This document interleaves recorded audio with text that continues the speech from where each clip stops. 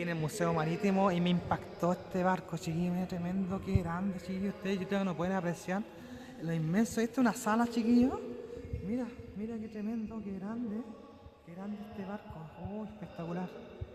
Mira, están hasta los marineros ahí, los marinos, mira, fíjate. Qué tanto detalle, chiquillos, qué tanta implementación, qué bonito, sí. Qué espectacular, mira aquí. Estoy contento, me quedé impresionado, chiquillos. Ustedes si tienen la posibilidad de venir para acá y ver esto, traten de venir con sus hijos, con su familia, chiquillos, que mira, está bien, pero muy bonito. Disculpe que yo les diga tanto esto, pero está espectacular, está muy espectacular el detalle, mira, espectacular. Vamos, vamos para allá porque hay bastante actividad y harto que ver, chiquillos. Por supuesto que les estoy grabando un videito para YouTube, chiquillos.